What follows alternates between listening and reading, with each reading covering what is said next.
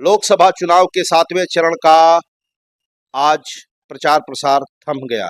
शाम के 5 बजे के बाद सभी पार्टियों के हो हल्ला शोर शराबे एक तरीके से थम सा गया। अब अंदरूनी social media, bye telephone, via internet प्रचार प्रसार जिसको जो करना है करेगा। जोर आजमाई से पूरी जोर शोर से लगी हुई हैं। आज गाजीपुर में तीनों उम्मीदवार के बारे में बात करें। भारतीय जनता पार्टी से पारसनाथ राय, समाजवादी पार्टी से अफजाल अंसारी और बहुजन समाज पार्टी से डॉक्टर उमेश सिंह मैदान में हैं। ताल ठोक रहे हैं। देखना है कि गाजीपुर का सियासत कहां जाता है, क्या कहता है। नमस्कार, मैं विद्यासागर उपाध्याय, आप देख रहे हैं यूपी टाइम्स। इस कड़ी में आज हमारे साथ बहुजन समाजवादी पार्टी के उम्मीदवार, लोकसभा उम्मीदवार डॉक्टर उमेश सिंह मौजूद हैं। आइए उनसे कुछ बातचीत करते हैं। सबसे पहले तो आपका उत्तर प्रदेश टाइम्स में हार्दिक स्वागत और अभिनंदन करता हूं। धन्यवाद आपको। लोकसभा का आज प्रचार प्रसार थम सा गया। 48 घंटे बाद वोटिंग होनी है। क्या लगता है व्यू गाजीपुर के मतदाताओं पर जो आपके पक्ष में हो, एक प्रकाश डालें। दो तरह के वोट होते हैं किसी भी लोकसभा में, कहीं भी देश में। आधे वोट 50% वोट कमिटेड होते हैं दलों के प्रति। वो तमाम पार्टियां उसमें होती हैं, सपा, बसपा, भाजपा, कांग्रेस, सुभाषपा, जो जिसका भी नाम है। आधा वोट फ्लोटिंग होता है, उनका किसी दल से कोई मतलब नहीं होता है। वो चुनाव के समय विचार करते हैं और कई कसौटी पे, वो 5 कसौटियां होती हैं जिसपे 10-10% उनका वो नजरिया होता है। 10-10% कह सकते हैं कि वो वोट शेयरिंग होता है, अलग अलग जो आधे वोट होते हैं। कुछ जो सीधे संपर्क में होते हैं वो संबंधों पे वोट देते हैं। इसमें हम सबसे मजबूत हैं क्योंकि हमारे साथ आंदोलन किए हुए लड़के, हमारे साथ बनारस हिंदू यूनिवर्सिटी में पढ़े हुए लड़के, लखनऊ यूनिवर्सिटी में पढ़े हुए लड़के और छात्र आंदोलन से जुड़े रहने के कारण, तमाम विश्वविद्यालयों में जाने के कारण मेरे सीधे संपर्क में हर गांव में 40 से 50 लोग सीधे संपर्क में हैं। तो एक लाभ ये मिल रहा है। उसके बाद जनता क्षेत्रीयता देखती है, वो भी मुझे लाभ मिल रहा है। पूरे 10-20 किलोमीटर के रेंज के लोग मुझे बिल्कुल अपना समझ रहे हैं, हर जाति धर्म सब। वैसे तो आप कहें तो पूरे जिले के लोगों ने जिस तरह से हम नए प्रत्याशी होने के बाद मुझे हाथों हाथ उठा लिया, 1-1.5 महीने में पूरे जिले में जो लोगों के बीच में चर्चा है कि सबसे योग्य प्रत्याशी है। बाकी दोनों माफिया हैं, दो अलग अलग क्षेत्रों के। तो यही मेरी बड़ी उपलब्धि है। जो सम्मान, जो प्यार, जो समर्पण जिले की जनता ने मुझे दिया है, बहुजन समाज पार्टी के कार्यकर्ताओं ने मुझे दिया है, यहाँ के अधिवक्ता समाज ने मुझे दिया है, यहाँ के शिक्षक समाज ने मुझे दिया है, जिस तरह के व्यापारी समाज ने, तमाम अधिकारियों में भी लोग मेरे यूनिवर्सिटी के पढ़े हुए हैं। आप किसी भी विभाग में देखेंगे तो 10% लोग बीएचयू वाले हैं। बीएचयू के बारे में बात करें और शिक्षक संस्थान के बारे में बात किया आपने। व्यापारी वर्ग और तमाम तरह के जो वर्ग हैं इस समय कार्यरत हैं गाजीपुर में और एक्टिव मोड में है। इनमें से पारसनाथ राय जी भी आते हैं बीएचयू से और अफजाल अंसारी का भी अपना एक कॉलेज लाइफ रहा है। तो इन लोगों का भी अपना एक सर्किल रहा है। इनमें से आपके जो पर्सनलाइजेशन है, जहां पर पर्सनलाइजेशन के भी आपने बात किया, व्यवस्थित वोट 50% आपने कहा कि वो प्रोमिटेड वोट होते हैं, प्रोमिटेड वोट होते हैं। तो ये कमिटेड वोट के बारे में यदि बात किया जाए तो कमिटेड वोट तो पहले भी था, तो अभी क्या परिवर्तन आया इस लोकसभा में, क्या वह कमिटेड वोट परिवर्तन लाया है? कमिटेड मतलब काडर वोट पार्टी का आप कहना है? जी ठीक। तो काडर वोट देखेंगे तो बहुजन समाज पार्टी का यहाँ सबसे बड़ा है। पिछले 3 चुनाव को देखें तो 20% वोट, 3 या 5 या जितने चुनाव देखें, मिनिमम 20% जब बसपा खराब पोजीशन में लड़ती है, जब बसपा फेज में लड़ती है तो 31, 32, 33, 34% वोट तक पाती है। इस बार प्रत्याशी को लेकर के दोनों पार्टियों ने जिस तरह से गाजीपुर की जनता के साथ, दोनों पार्टियों के प्रत्याशियों ने जिस तरह से गाजीपुर की जनता के साथ दुर्व्यवहार किया है, उनकी समस्याओं को नज़रअंदाज किया है, समाजवादी पार्टी के सांसद का कैंडिडेचर अधूरे है। पार्टी के मुखिया और कैंडिडेट दोनों जानते हुए सिंबल लिए हैं, और कोर्ट ने भी, जैसे सभी संवैधानिक संस्थाओं पे तो सरकार का दबाव है, न्यायालय भी उससे छूते नहीं रहे, न्यायालय भी दबाव में है। मतलब आपका ये कहना है कि सीधी सीधी कि दबाव में अखिलेश यादव और अफजाल अंसारी दोनों लोगों को पता था कि ये ऐसी घटना होनी है, कैंडिडेट्स पे जो उनके कैंडिडेट माने क्या कहा जाए उनको, कैंडिडेचर हाँ कैंडिडेचर, जो कैंडिडेचर है उनका, तो कैंडिडेचर पे अभी भी एक सवालिया निशान लगा हुआ है कि पता नहीं क्या होगा। तो क्या ये भाजपा के सह पर हुआ है? जरूर भाजपा की मिलीभगत से हुआ है, और भाजपा यहाँ पहले कमजोर हुई, सपा इस कैंडिडेचर के तैयार न होने से, साफ न होने से कमजोर हुई है, और ये दोनों मिल के लड़ना चाहते हैं चुनाव। नहीं तो एक बात है उमेश जी कि अभी अफजाल अंसारी के छोटे भाई मुख्तार की मौत हुई थी, काफी आहत था परिवार, और यहाँ से लेकर सपा तक सियासी गलियारे में जोर शोर से आक्षेप लगाए गए। अफजाल अंसारी यहाँ तक कह दिए कि उस मुख्तार अंसारी के शव को बड़ी सुरक्षित रखा गया है, 15 साल 20 साल 50 साल बाद भी यदि निकाल करके यदि हम करेंगे तो हम इनकी बखिया उघेड़ देंगे। फिर इनका एक साथ सहमति कैसे बन रही है, कैसे सामंजस्य बन रहा है भाजपा के साथ इन लोगों का? दोनों प्रत्याशी अपने बच्चों को चुनाव लड़ाना चाहते थे। यहाँ के गवर्नर साहब जो थे वो अपने बेटे अभिनव सिन्हा को, और अफजाल अंसारी अपनी बिटिया को। 40 साल तक इन लोगों ने गाजीपुर की जनता को ठगा है, अब ये दोनों अपने वारिस पैदा कर रहे हैं। और मजबूर संयोग देखिए कि दोनों के मुखिया ने कह दिया कि बच्चों को नहीं लड़ाएंगे। अब उन परिस्थितियों में ये टिकट, जैसे पार्टी में टिकट, आप सोचिए जिस व्यक्ति ने टिकट नहीं मांगा, भारतीय जनता पार्टी ने उसे टिकट दे दिया। जो व्यक्ति चुनाव नहीं लड़ सकता, समाजवादी पार्टी ने उसे चुनाव लड़ा दिया। क्या मजाक हो रहा है? और नहीं, उसमें तो वो ये कहते हैं, भाजपा ये कहती है कि भाई हमारा कोई भी कार्यकर्ता जो हमें कर्मठ दिखे, योग्य दिखे, उसे हम टिकट दे देते हैं, क्योंकि यहाँ पर किसी भी परिवारवाद हमारे यहाँ नहीं है, जातिवाद नहीं है, और किसी भी तरह का भेदभाव हम नहीं करते हैं, इसलिए उनका कहना था। इस पर आपका क्या कहना है, क्यों भाजपा ऐसा कहती है? कल अमित शाह की रैली में गाजीपुर से राज्यसभा सांसद कहीं पीछे थी, और अमित शाह के साथ सुना है गवर्नर साहब के पुत्र चल रहे थे। किस हैसियत से थे? क्या हैं? सांसद हैं, विधायक हैं, पार्टी अध्यक्ष हैं, क्या है? किस हैसियत से मोदी जी की रैली में तमाम बड़े बड़े नेता मंच पे थे, अभिनव सिन्हा को बोलने का मौका दिया गया, किस हैसियत से? तो ये सवाल जो हैं, अब ये लोग जिस तरह से अपने बच्चों को, ये धृतराष्ट्र की मुद्रा में है दोनों लोग, और ये मिलजुल के चुनाव को डिस्टर्ब करना चाहते हैं। और अदालत पे क्या कहें, इसने, कोर्ट ने इस अपील को इनफ्लेक्चुअस बना दिया है। जुडिशरी के एक्टिविस्ट होने का नमूना पेश किया जाता है। जुडिशियल एक्टिविज्म का मतलब यही है। चुनाव हो रहा है, कैंडिडेट के कैंडिडेचर पे फैसला होना है, आप डेट पे, आप 31 को फैसला दोगे और 1 को चुनाव होगा। मजाक बना लिया है। ये अदालतें सरकार के दबाव में काम कर रही हैं।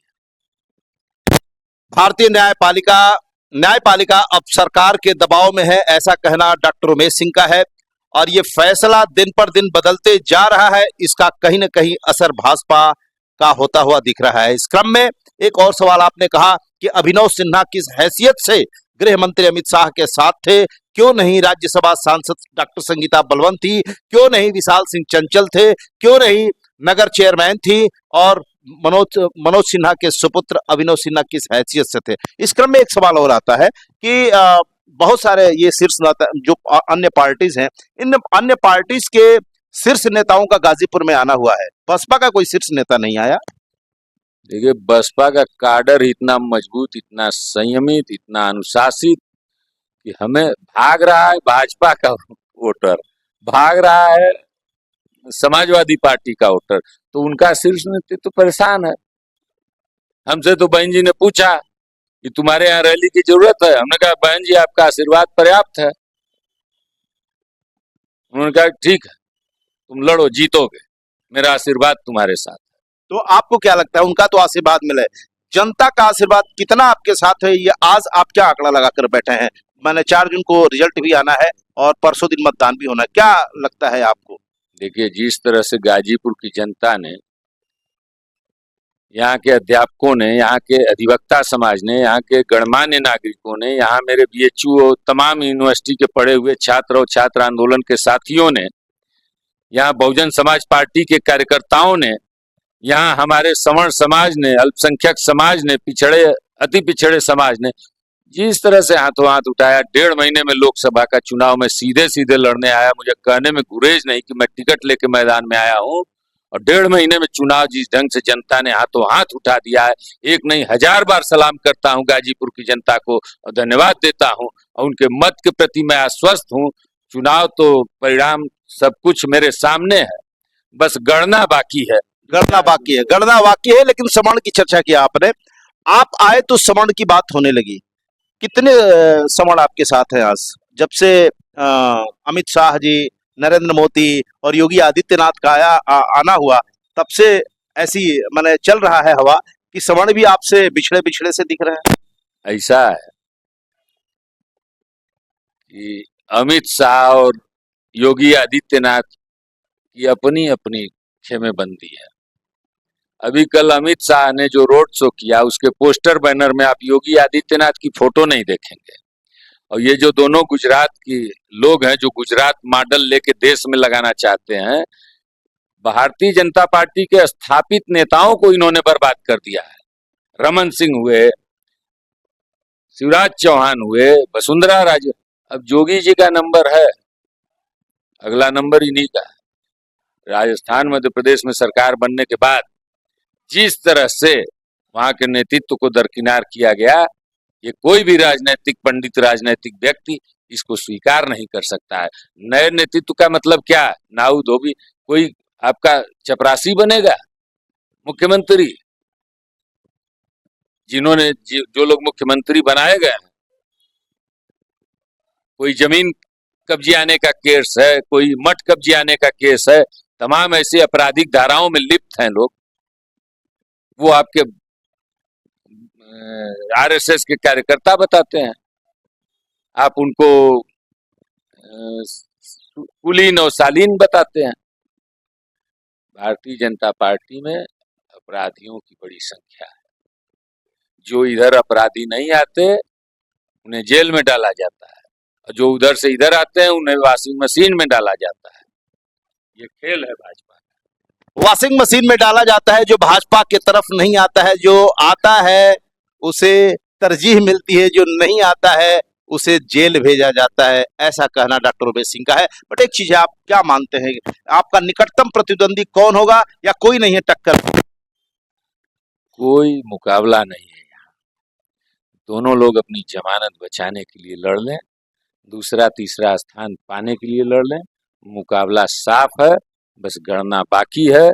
जिले की जनता को एक नहीं 100 बार प्रणाम करता हूं। तो प्रतिद्वंदी कौन है आपका, कौन होगा प्रतिद्वंदी? मैंने बताया ना कि दोनों लोग जमानत बचाने की, तो अभी प्रतिद्वंदिता कहाँ बच रही है? नहीं, आप यदि अपने आप को पहले नंबर में मानते हो, दूसरा कौन? दूसरे तीसरे के लिए लड़ रहे हैं लोग। पहले दूसरा कौन? दूसरे तीसरे के लिए लड़ेंगे लोग, अब उसमें मेरा इंटरफेरेंस नहीं है। दूसरा कौन? अब भाई समाजवादी पार्टी का कैंडिडेचर नहीं है, अब वो 31 को तय होगा कि साइकिल को वोट मांगेंगे कि छड़ी को मांगेंगे। भाजपा भी छड़ी को लेके परेशान है, राजभरों का वोट छड़ी पे चला जाएगा। सिंबल उनको पता है, वो थोड़ी कम पढ़ी लिखी जाती है, झुंड में रहती है, अपनी अलग बस्तियों में रहती है, उनके बीच जाके अवेयरनेस फैलाना। उन्होंने चुनाव आयोग को कंप्लेन भी किया है, लेकिन शायद उनको इतना भी नहीं पता है कि छड़ी फ्रीज नहीं है सुभाषपा के लिए, कोई भी मांग सकता है छड़ी, और जिसने सिंबल मांगा उसे मिलेगा। वो तो उनकी बिटिया ने कोई गलत काम नहीं किया, वो तो, और डीएम ने भी कानून के हिसाब से उन्होंने मांगा, उसको दिया। जब पार्टी यहाँ चुनाव नहीं लड़ रही है तो कोई भी सिंबल ले सकता है। और इस क्रम में ये मैं जानना चाहूंगा आपसे, अब अंतिम सवाल आपसे, कि अकेले अपने दम पे आपने चुनाव लड़ा, 1.5 महीने 2 महीने से आपने बताया कि हमारा आना हुआ है, तो इन 1.5 महीने 2 महीनों में जो बसपा का कैडर वोट्स है और प्लस जो आपके नए लोग हैं, इन सारे लोगों को आपने संकलित करने के आधार पर आपने कहा होगा कि ठीक है हम 1 नंबर पर हैं। क्या लगता है किस आधार पर आपने कहा है? हमने बताया ना कि जो काडर वोट 50% होता है उसमें हम 22% हैं, और जो 50% फ्लोटिंग वोट है उसमें हम 50% हैं। दोस्तों की संख्या हमारी सबसे बड़ी, क्षेत्रीयता, अब सपा के प्रत्याशी तो इस लोकसभा के भी नहीं है, उनका अपना भी वोट नहीं है, और भाजपा के प्रत्याशी अपने एरिया में ही सब खोदे बोए हैं। जनता पूरा मनिहारी ब्लॉक में उनको जंगीपुर जखनिया विधानसभा में उनको चौपट कर कोई नहीं, तो एक चीज और मैं कहना चाहूंगा, इन 5 विधानसभा में आपका वोट सबसे ज्यादा मजबूत कहाँ है, किस विधानसभा? देखिए, पिछली विधानसभा के आधार पे देखा जाए तो लगभग एक एवरेज 55,000 वोट सभी विधानसभा में उसको मिला है। जमानिया में सबसे ज्यादा मिला था और सदर में सबसे कम मिला था। उसका नहीं, कारण कौन सा विधानसभा आप मानते हैं कि इसमें आपके वोटर्स ज्यादा है, ये जो वोटर सपोर्टर? बहुजन समाज कोई क्षेत्र, कोई जाति, कोई धर्म पकड़ के नहीं चलती, अपनी नीतियों सिद्धांतों पे चलती है। उसके मानने वाला एक वर्ग है जो आप देखेंगे तो पूरे प्रदेश में, ये देखिए, ये आश्चर्य की बात है,